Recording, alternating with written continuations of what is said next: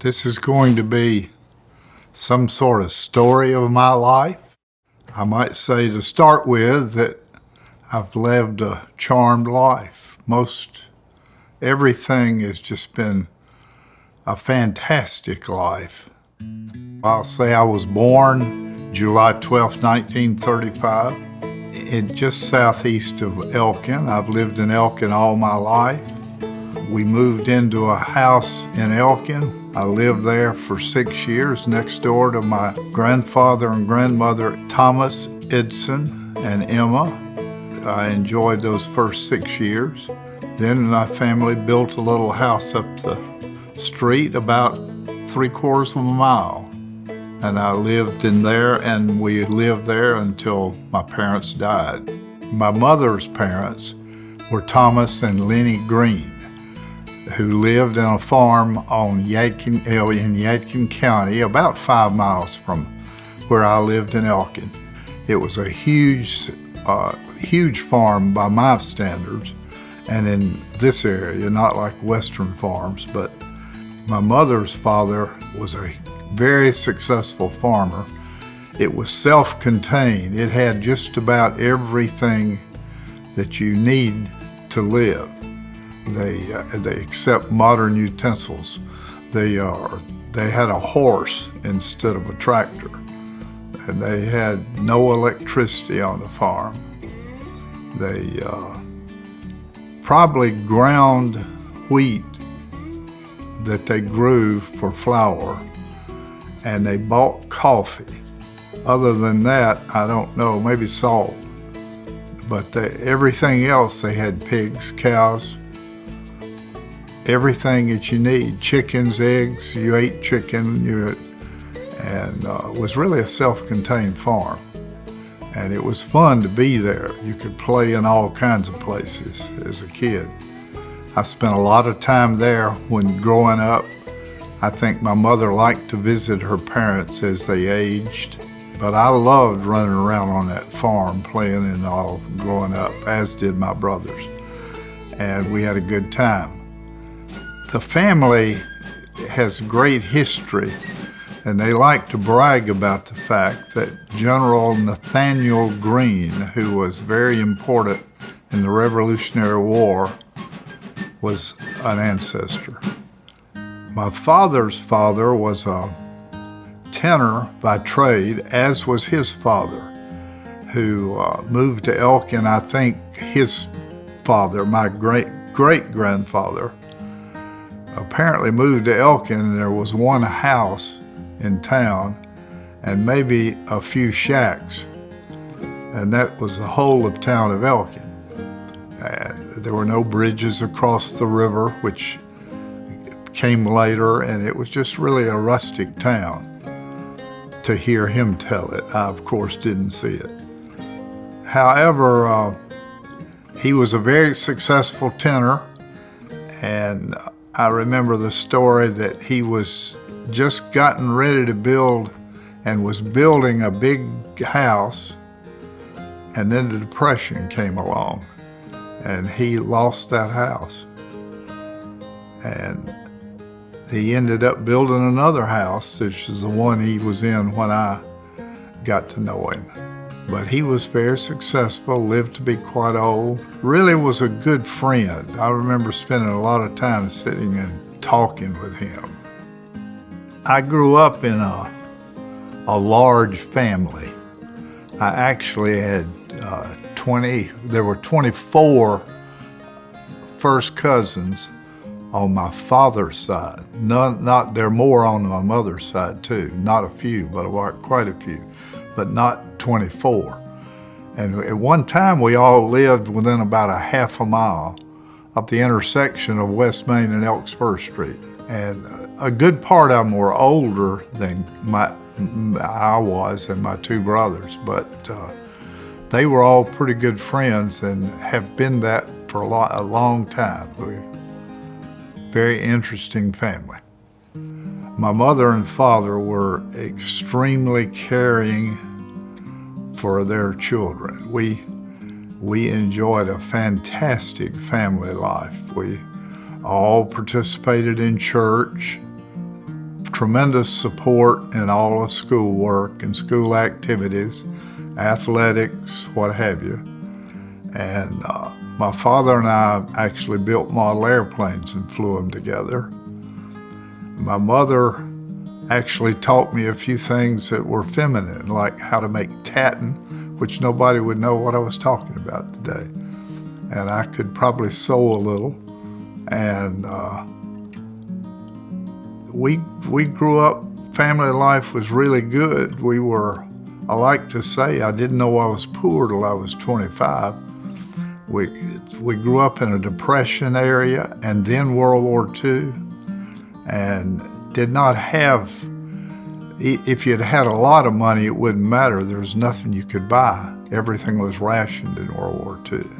Never saw bubble gum until 1946 or 47. And then I had one other case where I went with my father to a fairly well-to-do man's house in West Virginia, that he had been involved with putting a heating system in his house. And we spent the night there. And I remember between our beds, there was a box of Hershey chocolate candy with almonds. I'd never seen one. This was about 1944. And I was 9 years old. First time I saw Hershey. The schooling was really, I loved going to school and enjoyed some success. And I remember every morning I'd get up and hop in the pickup truck with my father when he was going to work. And he'd let me out into school. And then when school was out at 2:30, I and many more kids would walk 2 miles home up the streets, Elksburg Street in Elkin. And that's some good experiences, because we had lots of kids up and down those streets and all. My parents spent a lot of time, and in fact, I'm amazed at how much we traveled as a family. I can remember 2 or 3 major trips that we went to Washington, D.C. for about a week, touring all around, and I must have been not more than 12 or 13. And my 2 brothers, of course, were pretty young. And we did all of that. We visited with some relative up there. But my mother used to say that my father only wanted to know what was over the next hill. And we acted that way. I mean, when I was even in college, one time the family got together, and I had to go to Corpus Christi, Texas for Navy summer training. And we drove down there as a family just for the trip. And so we had great opportunities and good support from parents. My father first started working, I guess, as a clerk in a drugstore when I was born. And immediately, due to depression and things, he ended up working in the tin shop with his father. And then as the war started, he was hired by China Manufacturing Company to run a sheet metal construction maintenance office division of the maintenance department at Chatham. And that was a pretty good job at the time. He may have made close to $100 a week. And that would have been in 1940. And then he had a few little side enterprises, and we actually had an aquarium business. We started in the basement of the house where we sold tropical fish, but then we got to manufacturing out of sheet metal and out of that tin history. We're making aquariums, and Mother helped out, and the kids helped out, and Daddy. And I think when I was in college, this got to be a big help of support to put 2 more boys in college. Yeah, my father had 2 or 3 traits I may have picked up in life. One of them is a thirst for travel, and he had a little bit of the entrepreneurial traits that I think I display a little bit. Growing up, I was very much involved in scouting, as were my 2 brothers. And in fact, that probably is if I had a failure in my life that I would like to correct, is I never became an Eagle Scout. You had to have 21 merit badges and this, that, and the other, and there was one merit badge called athletics that I couldn't pass. I couldn't jump high enough, I couldn't run fast enough, I couldn't throw a shot so far, all these things, I never passed that merit badge. And that kept me from being an Eagle Scout, and I've always regretted that.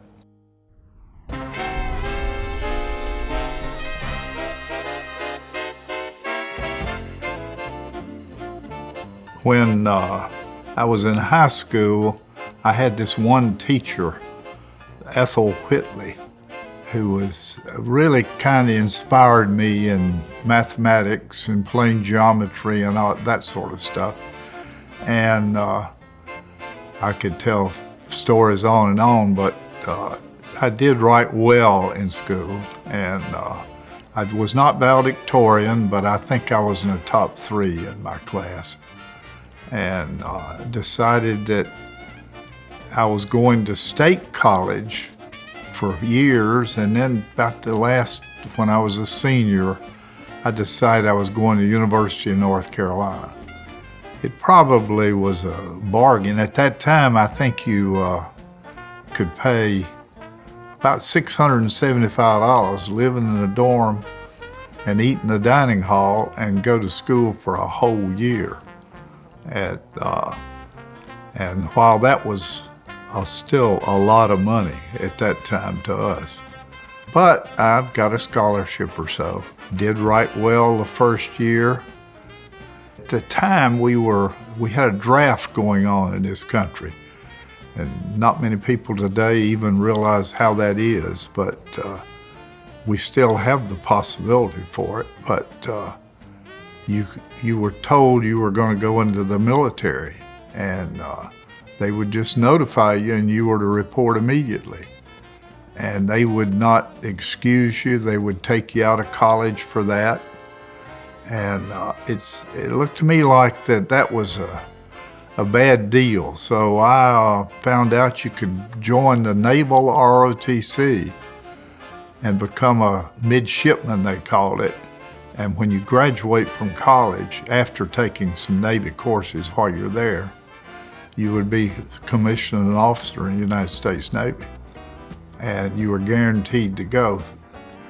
And then I found out that they had a regular program that if you got accepted, they would pay all your college bills, plus give you $50 spending money. And that sounded like a better deal. But I had to serve 3 years after graduation instead of 2. But I said, that's good, that'll help me get through financially. So I did that. Later on, I decided after going to summer training and that I could become a naval aviator, but I'd have to stay 3.5 years after I graduated. But that sounded good, so I did that at Carolina. While I was at Chapel Hill, my second year, I took an accounting course, the very first one. I was planning to go into the business school. I think the first day in class in that, they gave you an aptitude test. And I'll never forget that I made 100 percentile, in the 100th percentile of all the people that took that test. I scored 100 percentile, and for aptitude for accounting. So I thought about that a while and decided, well, I can't think of a better reason to major in anything. So I majored in accounting at Carolina. The professor in that class, side note, that when that first course, I had a class across campus that required quite a bit of walking from the old class to his class. And I probably stopped by the Y there and had an orangeade or something en route on my way there. And I was late a time or two. And it wasn't bad. I'd walk in the back door and cross the room to my seat was on the inside aisle away from the door and up toward the front. And so I was late maybe 2 or 3 times, and I'd just walk in, get my seat, and he'd just look at me.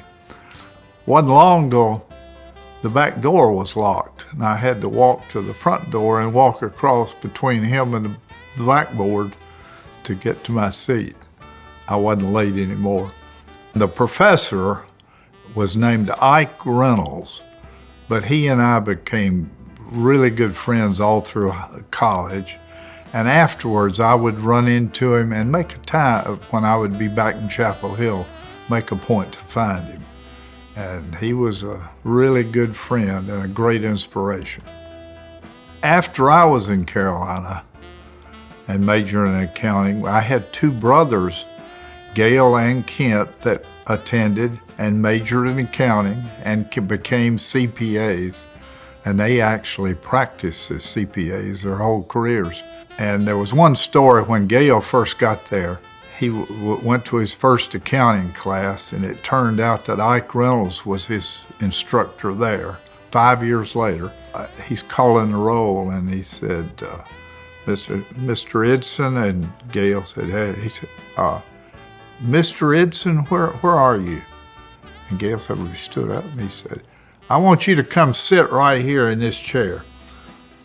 And then, of course, he explained it to him later. He said, did you have a brother down here some years back majoring in accounting? And Gail said, yeah. He said, well, I want you to sit here. He said he used to have a hard time getting to class. So, and then Kent went, and it was not a big show in the classroom, but Ike mentioned to him later that after he studied that he remembered that he had had 2 brothers preceding him there. Then my son Jeff ended up going to Carolina and majoring in accounting. Now my grandson Thomas has just finished a degree in accounting. I have a granddaughter, Mary, who attended University in North Carolina and graduated. And I've always thought about the fact I worked so hard to become a CPA and never got around to practicing any. And I needed to have 2 years experience practicing before I could be licensed. So I've never been licensed as a CPA, although I passed the exam. However, I believe that an accounting major in business schools is probably the most valuable. There's enough meat in there to make a major, whereas in others I'm not so sure that's true. And at least all the education has been worthwhile. Much of the stuff I do in business and all really needs good accounting background.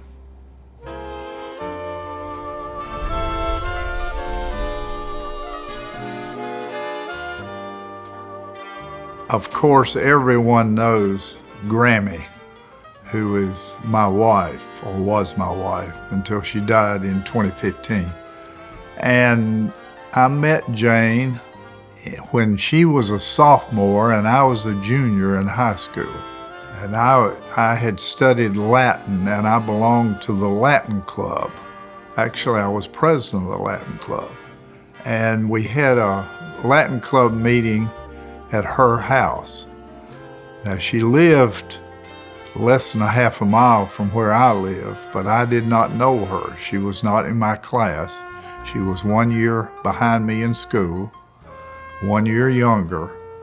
But I remember noticing that lady when I was at that Latin Club meeting.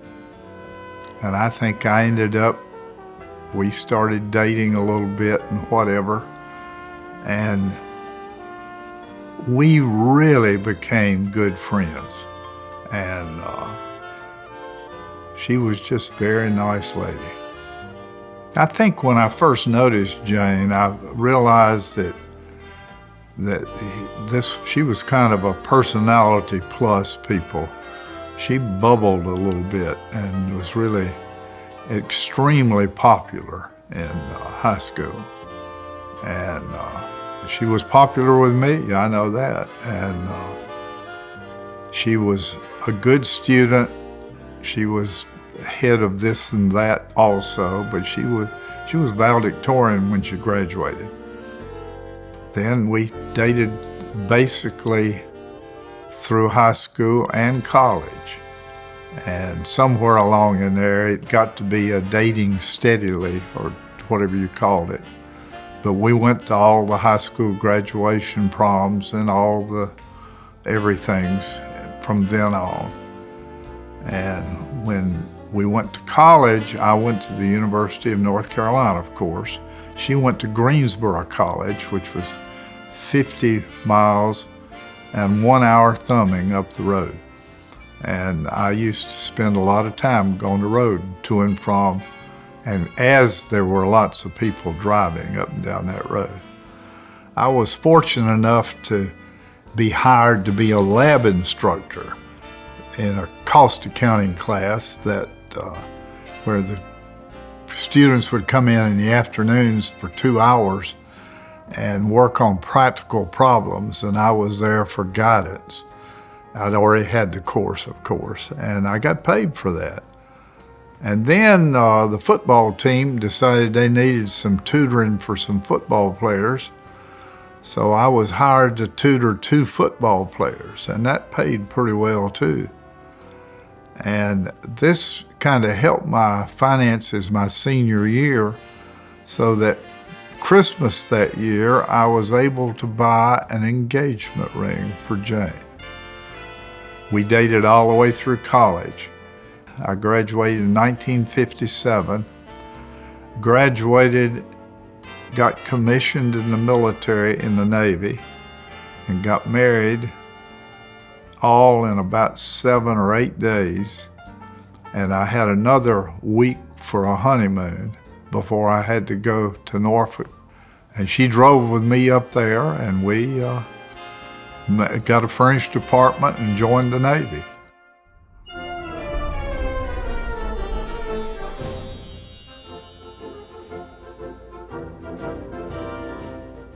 When I was at Carolina and decided to go into flight training, I think one is I had a history of building model airplanes with my father, that we actually flew the planes. It was, we enjoyed that for a number of years. And then my sophomore year, on that trip that I was saying, we drove to Corpus Christi, Texas. That was to take me there for a Navy training where I got introduced to Navy aircraft. And we actually got to go up and fly in them and whatever. And that kind of convinced me to become a naval aviator. When I graduated from Carolina, I got commissioned initially just within a week, but then I went to Pensacola to start my flight training. I was probably a pretty good pilot. I did right well. And it's been one of the biggest things that ever happened to me, because I still fly. Jane enrolled in Huntington College in Montgomery, Alabama. And she lived in the dorm, and I lived in the bachelor's officers' quarters. And we spent weekends together. And not the best time, but we had a pretty good time. After Pensacola, which was basic training, I completed that right at about the same time Jane graduated from Huntington. And we moved to Corpus Christi, Texas, where I entered advanced training in aviation and actually got into multi-engine airplanes. And that was exciting. That's where I got to go and land on an aircraft carrier. And other things, but really learned to fly and learned to fly the big airplanes. And in advanced training, I had to decide what channel I wanted to follow in aviation, whether I wanted to get into carrier-based or land-based. And I actually qualified on a carrier in a multi-engine airplane, 2 engines airplane landing on an aircraft carrier. But then I thought, I don't want to go home to an aircraft carrier. And it seemed that those airplanes that landed on runways offered more in the way of social life. And so I made that decision, and I was assigned to a P-2V squadron and moved to Jacksonville, Florida. Fortunate enough to find a little house we could buy and started out, and really loved that. My wife's wonderful personality got her along just fine in the Navy. We went to church in a Methodist church, which was her religion, major. And it wasn't long till some judge found out that and made her director of Christian education in the church. And 2 weeks later, I had to go resign for her because she was deathly ill, pregnant with Amy. In the Navy, I had a number of things that were exciting. Probably the most exciting event was when John Glenn was put in orbit by Project Mercury, and not many people remember that today. But he was up in a spacecraft, and he got told in the second orbit that it looked like the heat shield was going to come off of his airplane, of his space capsule. And I remember, I can hear right now on the radio, John Alan Shepard telling him that. And there was these 2 guys were just ice water talking to ice water. But he was telling John Glenn he was going to burn up on re-entry. So when he started, he slowed down, fired the retro rockets to slow down. And as he comes back into the atmosphere, he creates all this static, and you cannot talk to him for about 8 minutes. And all of a sudden, after the 8 minutes, you hear, "I have full parachute deployment. What a beautiful sight," which means all of the problems didn't happen. And I was flying circles around that spacecraft as it came down. And that's probably the most exciting thing that happened to me in the Navy. I spent a long time in the military learning to fly, but then I learned how to kill submarines. And we were pretty effective at that. You could send an airplane out for 100 miles to a spot, and the submarine's underwater, and we would locate him and had the ability, we could actually drop atomic death bomb on him if we needed to. And that kind of training you hoped you never used. And most of the time in the military, between the Korean War and the Vietnam War, I spent just in training and preparing for something that we never did. The only time I ever would have shot at somebody was that we were sent to Guatemala to try to find the Russian submarines that were putting arms ashore at night for the guerrilla warfare. And we didn't find one. Although I was pretty sure we did that. I remember when we did it, it was highly classified trip that my commendation letter said, for the trip that is classified that we can't mention, we are proud of you, or something like, One thing about the Navy is if you're an aviator, a naval aviator is a collateral duty. You're first and primary a naval officer, and you'll have other jobs other than just flying that airplane. And I remember I spent most of my time in administration, and part of administration is personnel officer, which I served for a year or two. which is rather enlightening when you think about you're in charge of all of these enlisted people, and they're, as far as their family dealings, their pay, their opportunities, their leave, and one thing you don't mess with is a sailor's family or their money.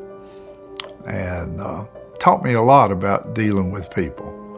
When they get in trouble, I would be the person that would have whatever the captain decided to do for punishment, it was my job to police it or look after it and that sort of stuff. So it was a lot of personnel training. Also, it taught me a lot in administration. When you've got to write a letter for the commanding officer to sign to some admiral somewhere, you're pretty careful and you work hard on it. I learned a lot that way, I think. Many of the things I learned when I was in the Navy, not just administration, not just personnel, but I got some technical skills like learning an atomic bomb, how it works, is all electrical. And that kind of information has been very worthwhile to me ever since. I actually passed the state of North Carolina electrical license, just what I learned in atomic bomb school about electricity. And so that and administration, ability to write letters and to deal with personnel problems, all was a great benefit for me while I was in the Navy.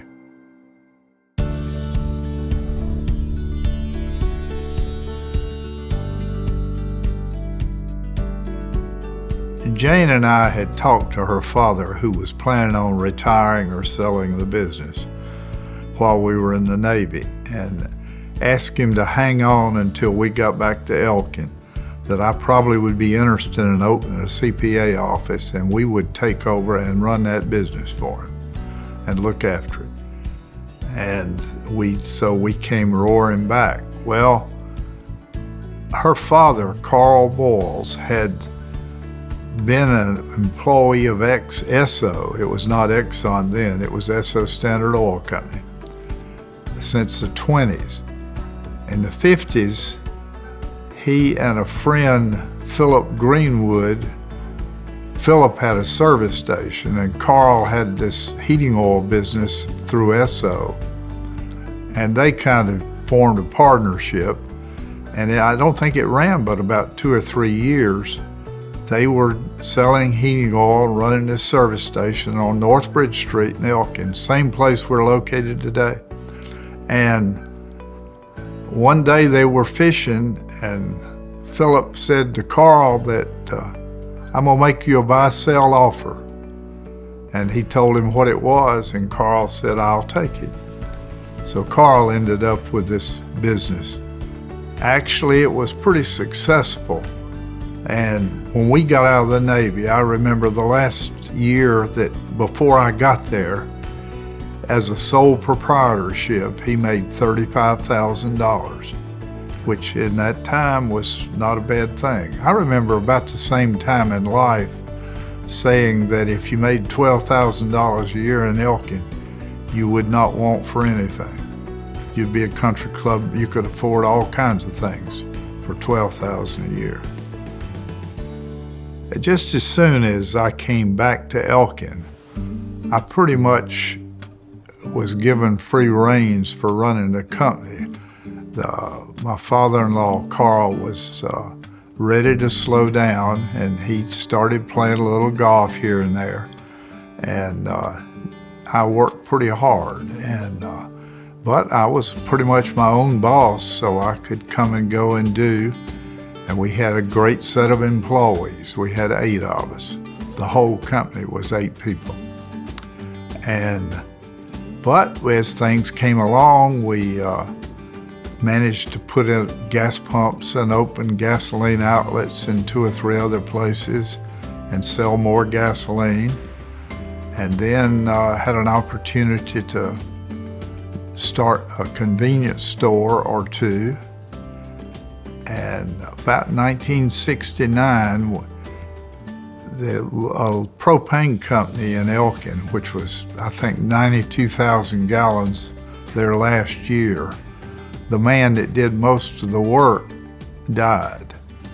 And so I bought that business, and that means prior, Esso has not been willing to give me a contract for propane. I'd been wanting to get in that business, so that gave me a contract.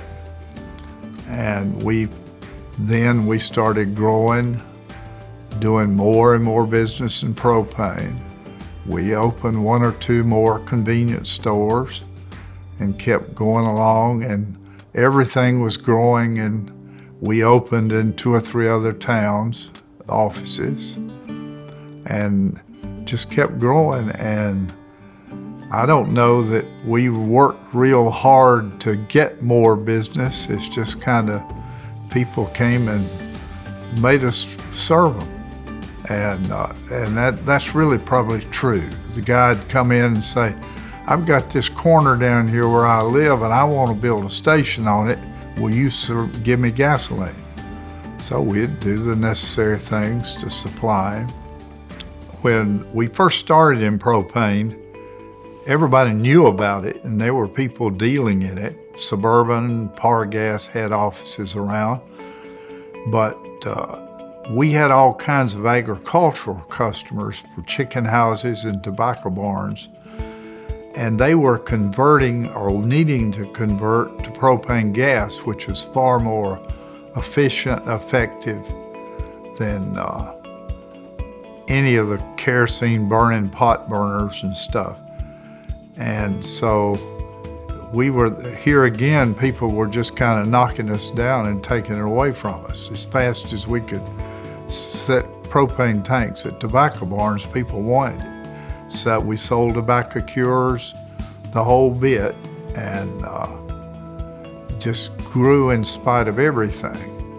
And that, coupled with the fact that the same farmers realized that they liked propane gas, we started doing a lot of domestic gas work, and that's continued to boom.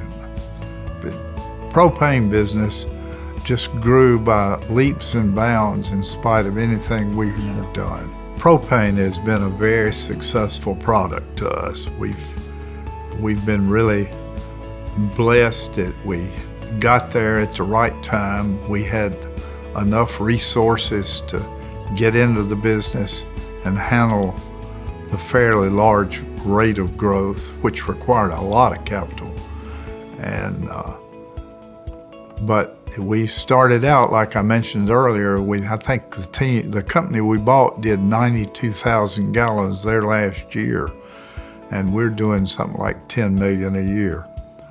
So it's been successful. And then we came along and we ran into the petroleum problem in about 72 and 3, which most people are not aware of that, but that's when the Arabs took the petroleum business away from us in Saudi Arabia. And I sold gasoline at a service station. I'm not positive the year, but around that time, 72 or so. We sold retail gasoline at a station for 21 cents a gallon. Same station, we sold it for 80 some cents a gallon, same year. That's how much petroleum got tight and was serious. And the government rationing programs were fierce. You were told where you could buy it, who you could buy it from, how much you could pay for it, what you could sell it for, who you could sell it to, which was just, they told you could handle it for them and make a profit. And it was probably the most generous profit margins that I've ever seen in the petroleum business, and it was mandated by the federal government. In addition to our primary businesses, I've been lucky enough to associate myself with some people that we've started different enterprises. First of all, I was in a savings and loan company. I was on the board, and we did a conversion, and I invested considerable in that. And then after the conversion, we sold that to a bank, and that was one successful enterprise, which gave us more resources to do other things. And then there was a shopping center over in Jonesville that was a very good experience. 3 or 4 of us, good friends, bought the shopping center. We had to spend a lot of money to get it back, because I remember we first walked into it and you could look up and see through the roof. And but that same roof now is over a movie theater over there at that shopping center that we built. And my wife and I used to talk. One of the most pleasant days anytime was when this town had not had a movie theater for years. And then people were having to drive 20, 30 miles to go to a movie. And we were sitting in the lobby over there watching maybe 1,000 teenagers go to the first movie. Very pleasant project, but that was one. Then another time, a guy, Jack Parton, a cousin of mine, our second cousin, and I have been in the real estate business, and we bought another strip shopping center that we ended up renting and doing for a while, and then sold it to the county, and a community college is in it right now. So that was another little lick. Then we, some of the same people, and most all of these enterprises were involving the same people. We started a finance company. We'd been wanting to do it, and my dental friend called and said, I got a guy in a chair over here that knows how to do a finance company. So he sent him over, and we talked and called the bank to see if we could borrow some money, and the guy said, yep, and we ran that and sold it years later very successfully and very fortunate. And I did some more things too. A lot of real estate things we bought and sold, with Jack Parton primarily.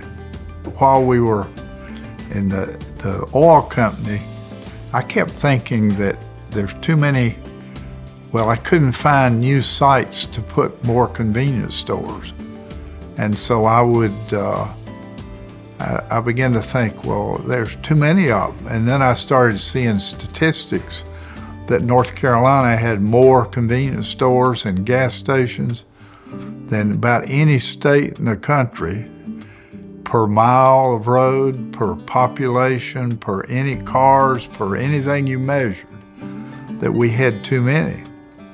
And I began to tell, by this time, Jeff was back here, and I was trying to convince them that maybe we ought to get out of the convenience store business.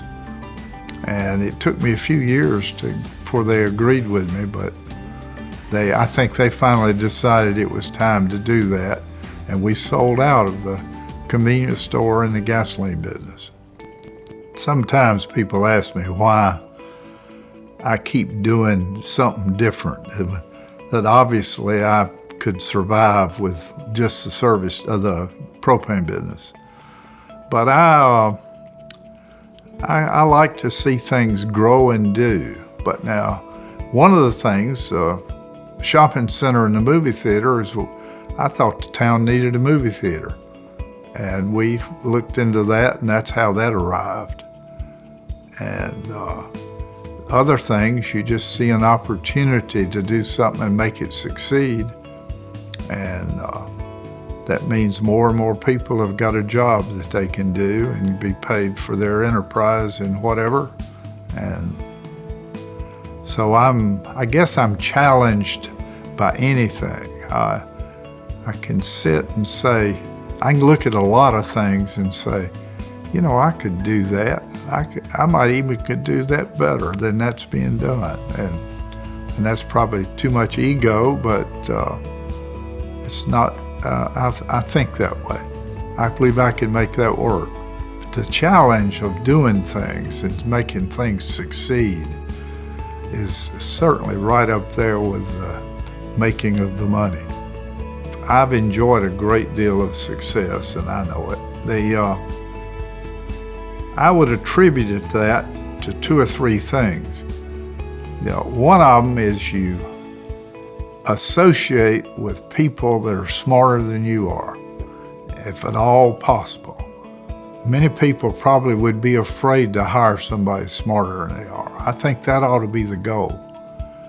You ought to hire people that you hire to work for you, and the ones you enter into partnerships with, make us. If they can be smarter than you are, so better. And then you're in position. A team can do so much more than one person. But the key to that is you've got to learn to delegate. That if you will delegate to responsible people, you can get just far more done than if you're sitting there supervising their every move. You give them the responsibility for it and give them the authority for it. Give them the resources, and they have the ability to spend your money and do your things and all without coming to you with every question. So delegation probably is one of the key elements of what I think makes for success.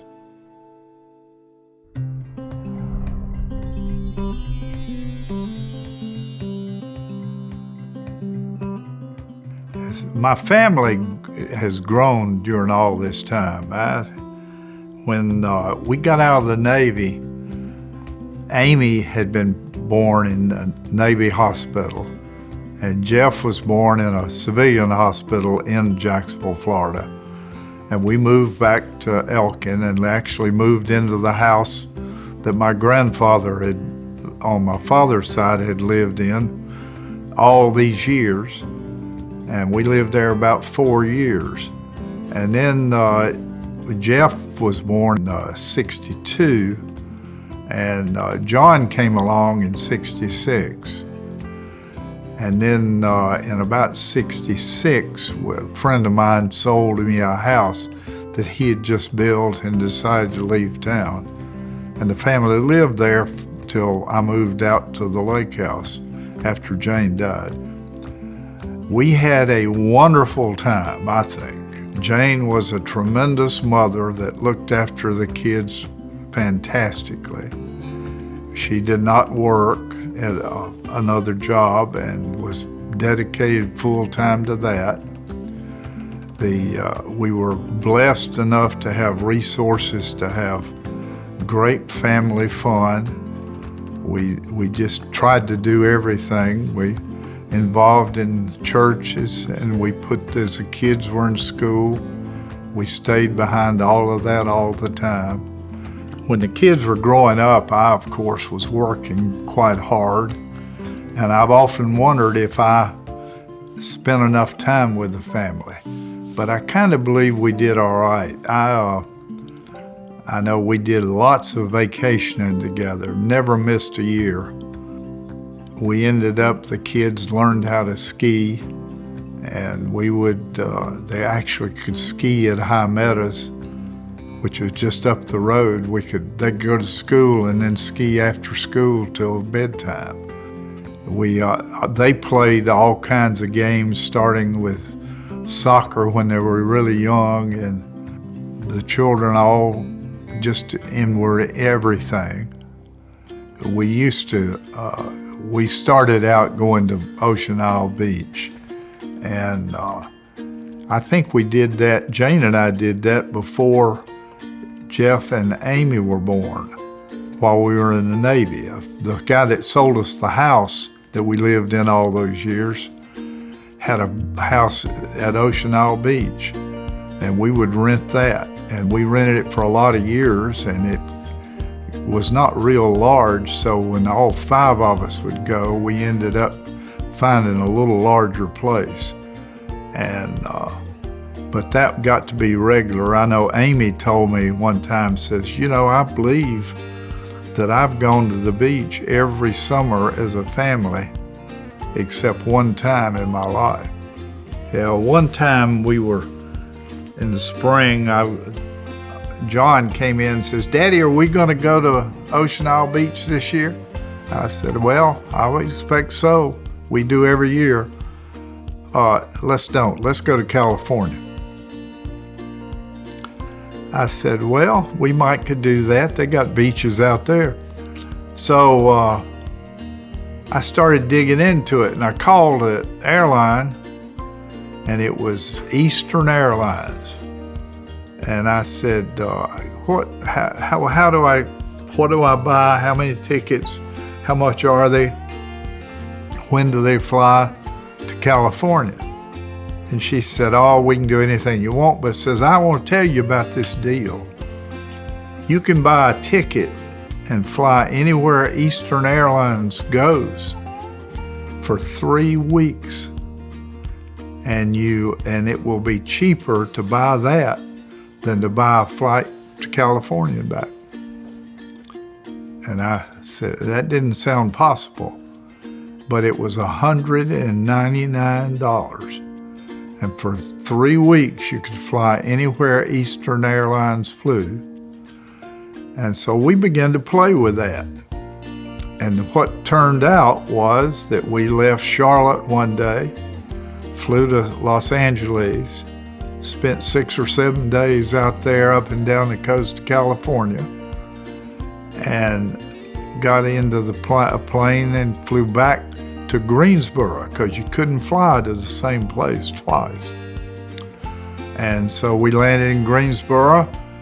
Somebody picked us up. I rushed in, worked all night and catching up on company stuff. And next morning we got on an airplane and flew to New York. I think we stayed in New York for 3 days. We went to the top of the World Trade Center.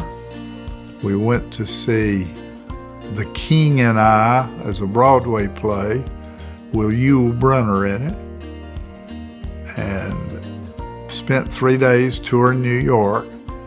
Got on an airplane and flew to Bermuda. Spent 3 days in Bermuda riding motor scooters around. I remember John was under 16, so he had to ride on the back of my motor scooter. But the other 2 kids could have their own motor scooter. That was hilarious. But anyhow, we had a great time in Bermuda. Got on an airplane, flew to Boston, spent 3 days up there over the 4th of July, and had a wonderful time there, touring all around. Then we got on an airplane and flew to Montego Bay, Jamaica, spent 3 days down there. Got on an airplane, flew to Miami, and then from Miami to Charlotte as the 3 weeks ran out that day. So that was a trip that the kids talked about forever. And actually, they ended up, when they got married, they went on honeymoons that were probably triggered by places on that trip. And anyhow, that was a roaring success. They charged $100 more the next year for that ticket, and then they didn't do it anymore. I would have done it again, probably. In the early 80s, John and I went on a trip out to Colorado with some business friends of mine and their sons. And we flew into Denver and then toured all around the places out there and went to Aspen and just all the colorful places.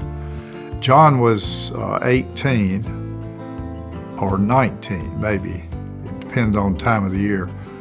And we ended up in Moab, Utah. And we got on a little rubber life raft, but there were about 6 of us, 6 boats, 6 groups. And we started down the Colorado River. It took us 5 days to get to the Cataract Canyon. It was camping, it was nice. We were sleeping under the stars at night. The guides were very talented. We had good food and everything. But this was the runoff time for the snowmelt in July, and the river was running at 106,000 cubic feet a second. And that the government posted that over there. But anyhow, after 5 days, we got down to Cataract Canyon, and we were getting ready to think about, now this is going to take a few hours to run all these cataracts. And we ran one, and it got our attention. We knew we were into something. And so we pulled over in this huge eddy that had created in the calm water and just sitting there. And I looked down the river, and there's an airplane coming up. Now, the Cataract Canyon is very similar to the Grand Canyon, way up there to the top. And this airplane was down in there coming up the river. It went by. I says, goodness, what was that? And one of the guides said, that may have been old Joe. He said he might fly by today. But it wasn't long till he come back down the river just the same way. Disappeared around the curve. I looked up, and here he comes back. And he's just right down as low as you want to fly. And we got right here, and the door opened, and I remember well, a Carolina blue jacket blew out and flattened out, followed by a huge plastic tarpaulin type thing. Turned out in the corner was tied up with telephone wire, and that landed in the water, and we were getting ready to go, and the plane crashed right there. As I turn around and look, and sure enough, the plane nose is up, the tail's up there with the light blinking, going out, the red light disappears in the water. Two heads pop up behind the wing. And this little guy on the left, who was the pilot, had a little blood running down his face. And he said, did you get the ice cream? And what it was, they had purchased 2 containers of Baskin-Robbins ice cream and flown us out there. And we ate it. But we got those guys up first. And I'll never forget talking to the guy in the right seat. And I said, what happened? And he said, I don't know. I opened the door like he told me. And when I did, all that stuff blew up in there and waving, and I got that out, and then we hit the water. And I could see the water going up that cracked windshield. And my buddy says, come on, get out of here. And I'm over here, and I said, I can't get this seatbelt off. He says, I'll see you. That was the story. And we put them on a boat, the cigar boat that came up the river, and sent them on out. And then we started on down the rapids. The very first rapid was called Satan's Gut. And I think that I probably, when that boat decided to hit a crest and flip, that it threw me 30, 40 feet in the water. And of course had a life jacket on, and I did about a mile in that life jacket according to the guide. And when you just kept fighting. I've never seen a force greater. And you try to keep your feet up in front of you so you bounce off the rock sides and all, and the water just roaring. And finally I managed to get over to the edge, and John's standing there with a stick holding out for me, and I got a hold of the stick. And I remember so vividly when I got over there where I was knee-deep water, I didn't have enough energy to stand up. As the kids grew up, Amy and Jeff both enjoyed varying degrees of success in different places. I think Amy was the more dedicated student in high school, And Jeff had a good time and did well enough. He made the Beta Club and what have you. But he was not the scholar that Amy might be. And Amy was into music big time. She went to Meredith and majored in music, specializing in organ, and was quite successful. Jeff graduated from high school. I remember his friends were not scholars, and I'm not sure he even wanted to be in the Beta Club, but he finally joined because he qualified to please his mother. Then Jeff goes down to Carolina, and he's still having a pretty good time, and we weren't real thrilled with his grades. And we kind of challenged him a little, and I think he made straight A's the rest of the time through college. And he managed to get to take the CPA exam while he was in college, and I remember sweating whether he would pass that, because I sure hated for him not to pass at all when I did. And he did. But Jeff worked in the CPA. He got a really good job in Raleigh with a big six firm, and was quite successful, and ended up, they sent him to Bermuda for 2 years to look after the offshore insurance industry, which was a real pool. I think everybody wanted that job. But his 2 years were over.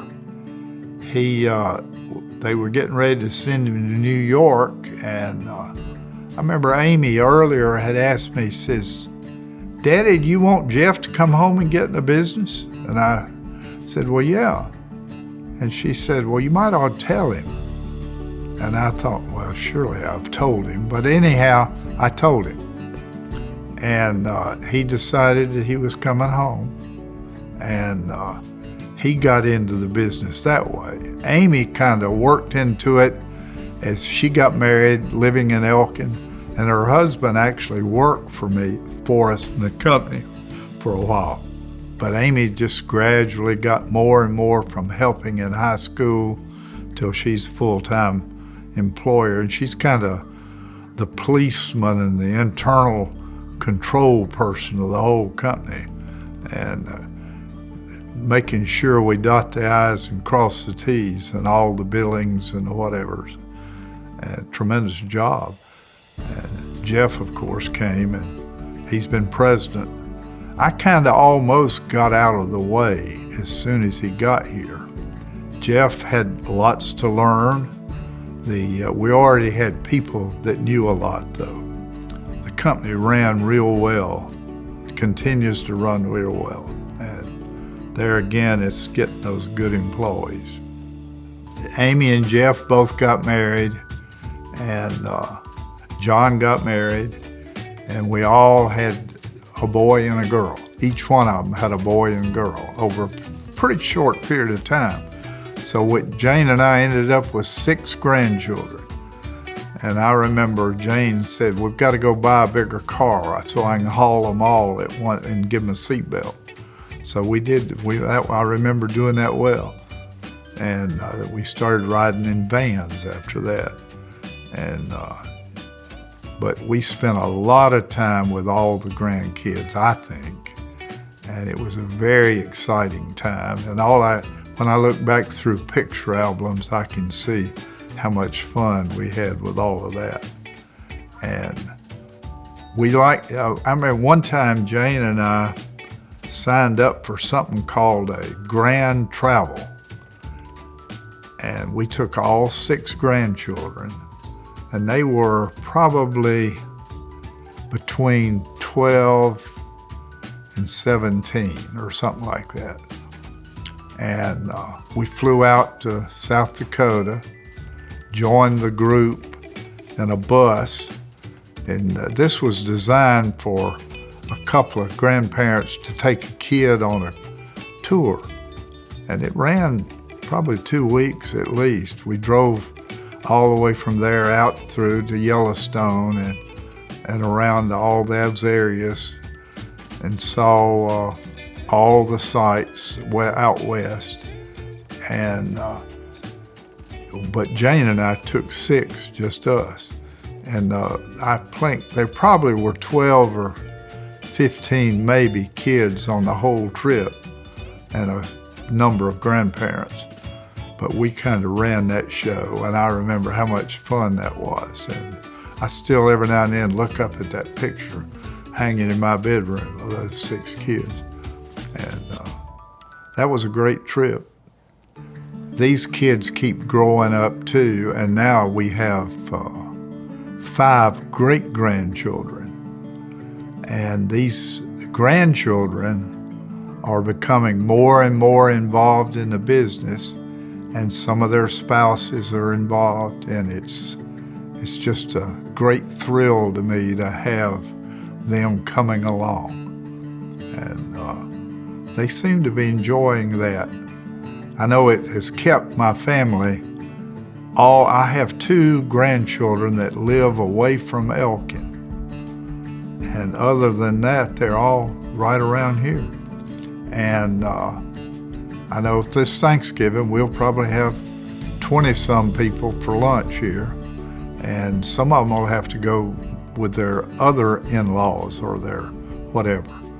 But it'll still be 20-some here. And there's always 20-some here, Easter, Thanksgiving, and Christmas at our family gatherings.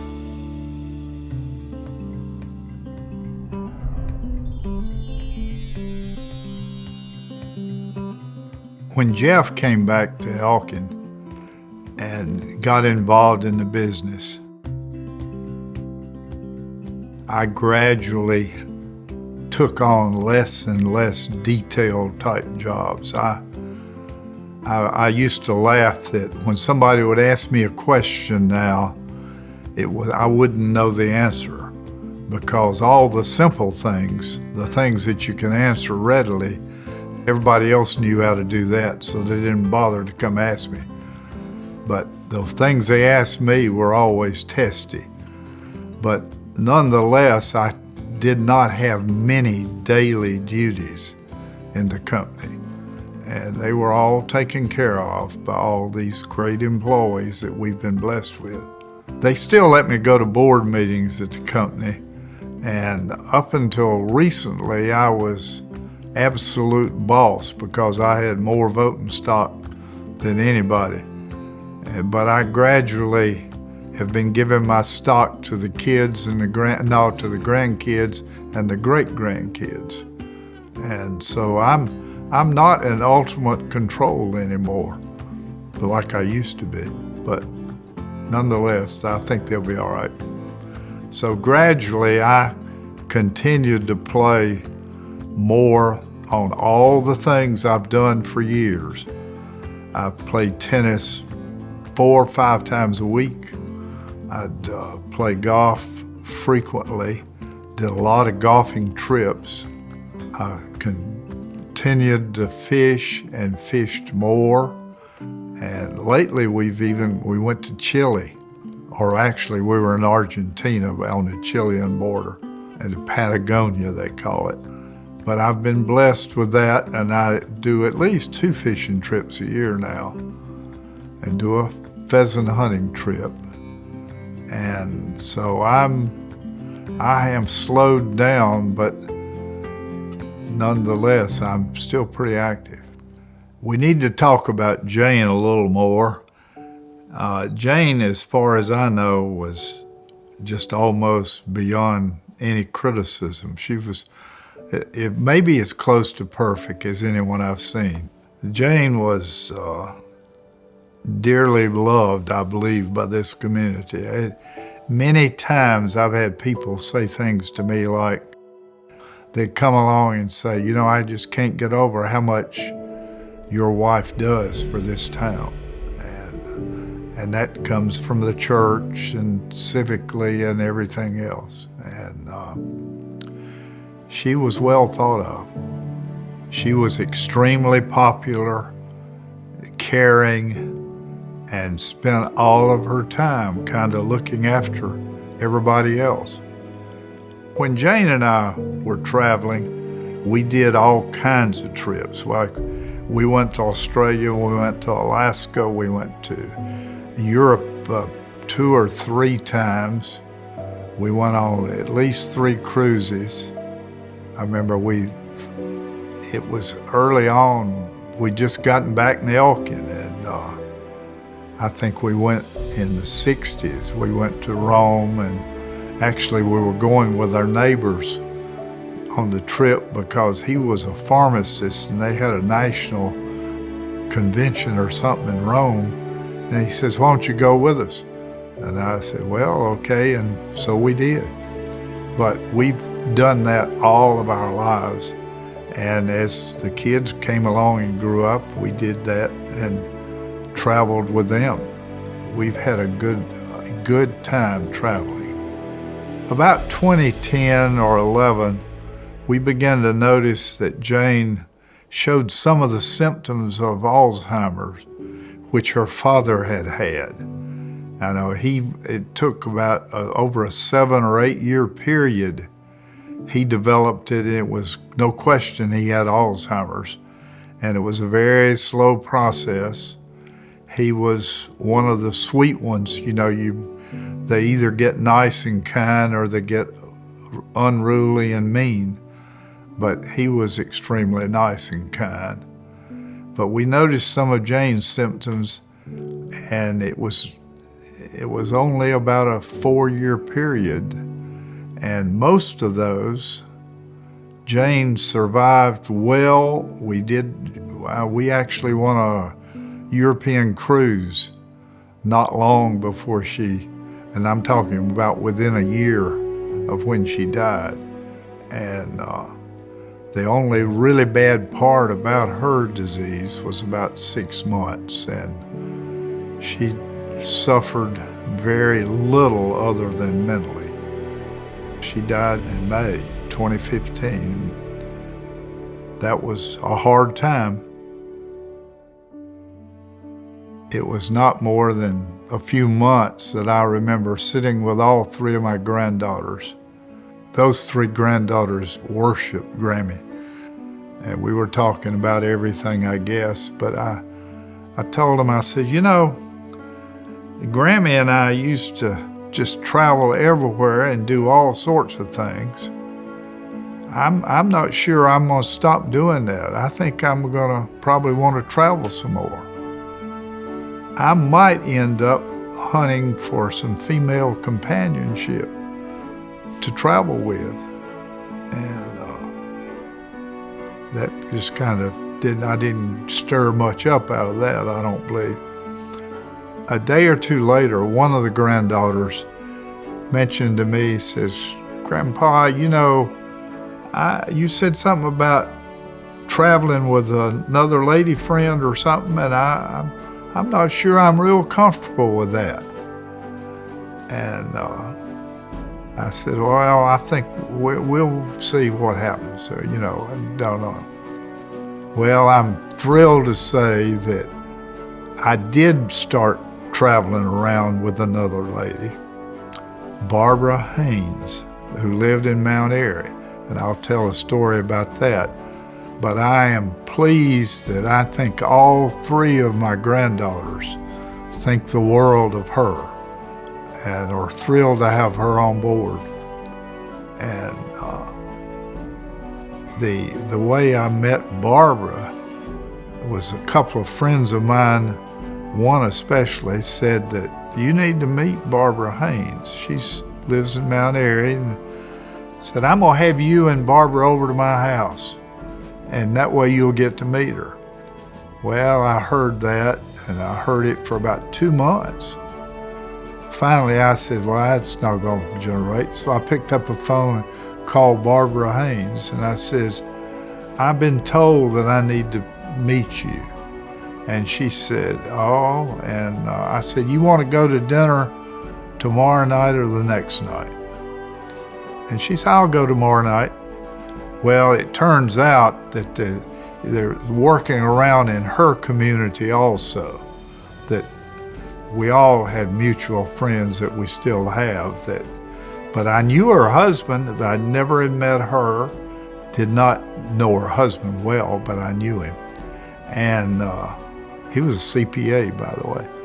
And anyhow, that started off, we went to dinner on Thursday night. On Saturday night, I carried her to Chapel Hill with me to a basketball game, picked up Mary, and we went to the ball game and came back home, and it's just kind of gone on from there.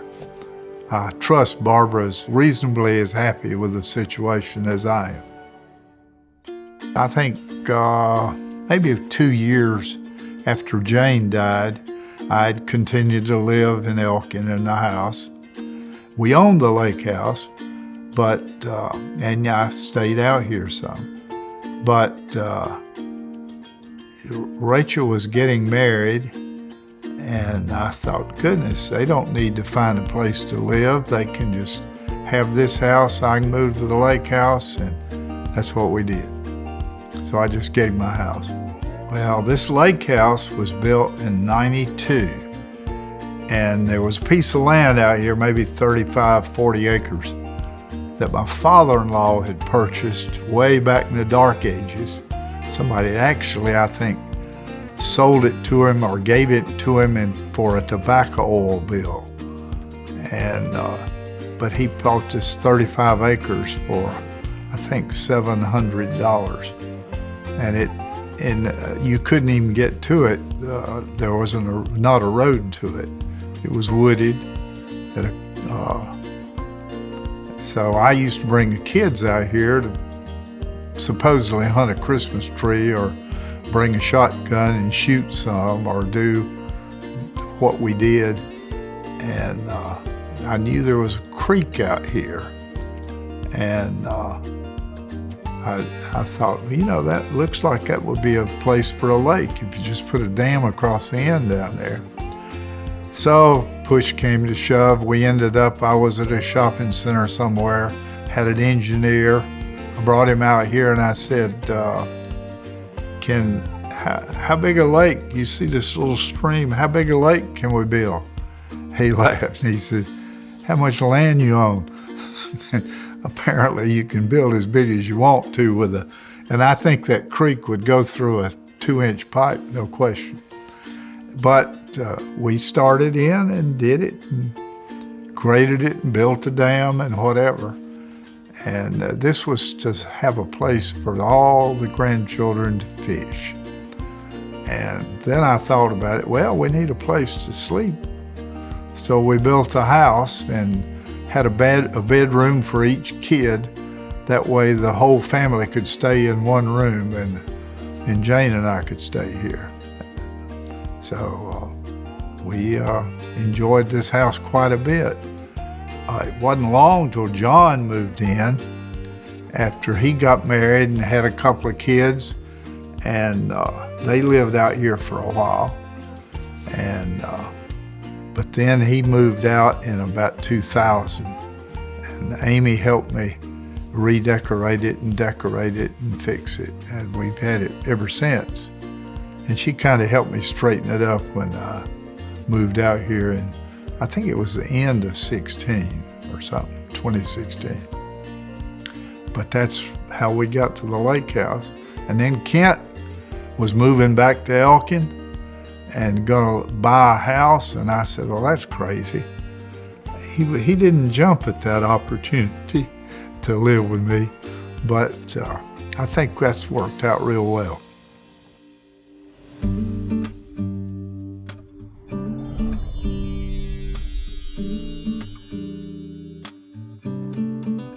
I assume that this video will be seen by some of my offspring that will not know me at all if it hangs around.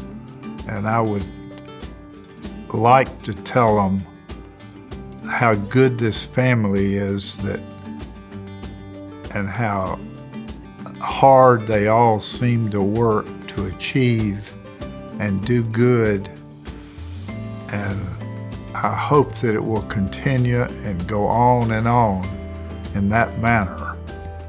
I don't know if I've got a lot of guidance for people, But there was an old story about a basketball team that they were going to fly to their ball game, and the airplane broke, and they had to get on a bus and travel for 3 hours. And they got there, and their suits, uniforms, shoes, everything were not there. They had to borrow uniforms for the team they had to play. And they got around and they finally got them suited up, and the coach said, "Champions adjust." So I've had good things happen to me, a whole lot of them. I've had things that I wish they had gone differently, but champions adjust. So that would be the guidance I would offer.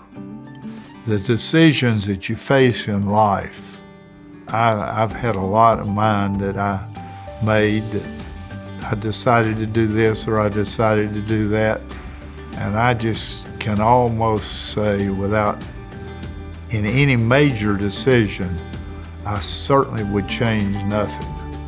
I think that most of the things I decided to do have worked out as happily as I can imagine.